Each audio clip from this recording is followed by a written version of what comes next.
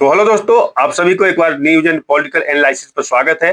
तो दोस्तों आज सबसे पहले हम बात करेंगे बिहार से कि चुनाव आयोग द्वारा जारी किए गए वोटर ड्राफ्ट लिस्ट में 65 लाख लोगों का नाम हटा दिया गया है। यानी कि वोटर लिस्ट से नाम को हटा दिया गया है। इससे मानो पॉलिटिकल पार्टियों में भूचाल आ रखा है। और आपने राहुल गांधी का तो बयान सुना ही होगा कि चुनाव आयोग बीजेपी से मिली हुई है और कहीं न कहीं बीजेपी को सपोर्ट कर रही है। खैर, ये तो राजनीतिक मुद्दे हैं, राजनीतिक आरोप प्रत्यारोप की बात है। लेकिन बिहार में जो ताजा आंकड़ा आया है, इससे 65 लाख लोगों का नाम वोटर लिस्ट से हटा दिया गया है, जिसमें सबसे ज्यादा पटना का है जो 3,95,000 के करीब है। वहीं दोस्तों आपको बता दें कि वोटर लिस्ट में नाम उन्हीं लोगों को हटाया गया है, या तो वो मृत पाए गए हैं या फिर कहीं दूसरे जगह शिफ्ट हो गए हैं। बाकी वैसे किसी और लोगों का नाम अगर गलती से कट भी गया है तो उसके लिए कुछ टाइम दे दिया गया है, उसके लिए कुछ फिक्स डेट दिए गए हैं, जिस डेट तक आप अपना आपत्ति दर्ज करा सकते हैं। वहीं दोस्तों अगर ट्रंप की टैरिफ की बात करें तो ट्रंप की टैरिफ के बाद विदेश मंत्रालय का बयान आ चुका है। उन्होंने साफ कर दिया है कि हमें जहां जो अच्छा विकल्प होगा हम वहां से खरीदेंगे। हम स्वतंत्र हैं, हम पर कोई जोर जबरदस्ती नहीं कर सकता है और हम उसे स्वीकार भी नहीं करेंगे। उन्होंने यह स्पष्ट कर दिया है कि जो हमें बेहतर विकल्प होगा हम वहां से तेल खरीदेंगे। और एक स्वतंत्र देश के लिए होना भी चाहिए, क्योंकि स्वाभिमान से बढ़कर कुछ नहीं है और भारत हमेशा स्वाभिमान के साथ जीता है। और हमारा विदेश मंत्रालय ने बिल्कुल ही वैसा ही फैसला लिया है। वही दोस्तों अगर हम बात करें तो आज प्रधानमंत्री मोदी जी का वाराणसी में दौरा है जिसमें वो बनारस के लिए बड़े बड़े सौगात लेकर आ रहे हैं, जो कि आज उस मंच से घोषणा करेंगे। बनारस में यानी काशी से इसकी घोषणा होगी।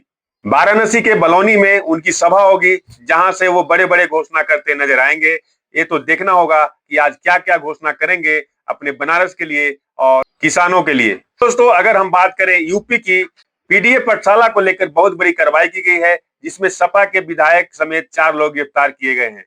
वहीं दोस्तों चुनाव आयोग द्वारा वोटर लिस्ट से नाम काटे जाने के बाद विपक्ष काफी हमलावर है, काफी परेशान है, काफी हंगामा मचा रहा है। रैली निकालने की घोषणा तो कर ही चुका है।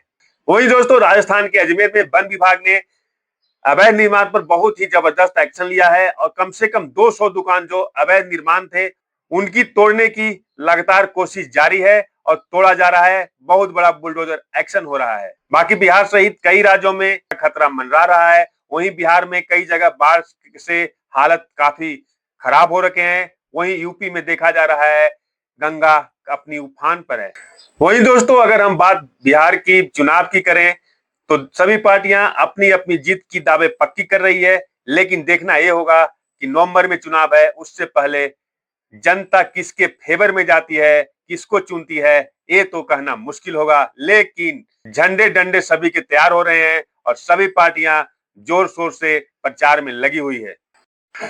बाकी दोस्तों आगे हम बात करें तो राहुल गांधी की 18 जिलों में यानी बिहार के 18 जिलों में होगी पदयात्रा, क्योंकि हर पार्टी अपना अपना पदयात्रा कर रही है, अपने अपने वोटरों को लुभाने की कोशिश कर रही है, अच्छे से अच्छे वादे कर रही है। उन्हें जीतने के बाद बहुत कुछ करने के सपने दिखाए जा रहे हैं। लेकिन बिहार की जनता पर डिपेंड करेगा कि वो किसे चुनती है, किन पर भरोसा करती है और कौन उन्हें इस बार काबिल लगता है।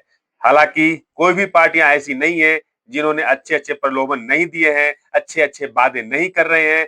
लेकिन जनता को देखना यह होगा कि आखिर कौन सी पार्टी उनके लिए, उनके हित में, उनके अनुसार काम करे। वही दोस्तों अगर हम बात प्रशांत किशोर की करें तो प्रशांत किशोर ने ये तो स्पष्ट कर दिया है कि या तो अर्श पर रहेंगे या तो फर्श पर रहेंगे। तो अब ये देखना होगा कि बिहार की जनता उन्हें कहां पहुंचाएगी, अर्श पर रखेगी या फर्श पर रखेगी, ये तो समय बताएगा। लेकिन जिस तरह से उन्होंने पूरे बिहार में भ्रमण करके मतदाताओं के बीच एक नई सोच, एक नई विश्वास, एक नई आशा पैदा कर रहे हैं, इससे ऐसा लग रहा है कि बिहार में इस बार कुछ तो होने वाला है और कुछ अलग होने वाला है।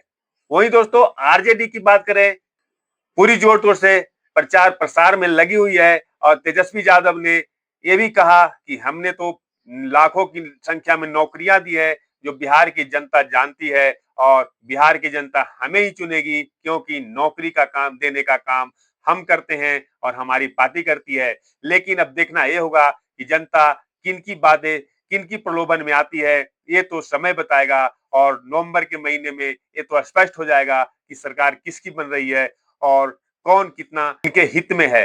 वहीं दोस्तों अगर हम बात जदयू की करें तो नीतीश कुमार ने ये बार-बार कहते आए हैं कि पहले बिहार क्या था और अब बिहार क्या है। तो अब देखना ये होगा कि नीतीश कुमार की बात को जनता किस तरह से लेती है या फिर जन सुराज की बातों को जनता किस तरह से लेती है या फिर आरजेडी यानी तेजस्वी यादव की बातों को जनता सीरियस लेती है।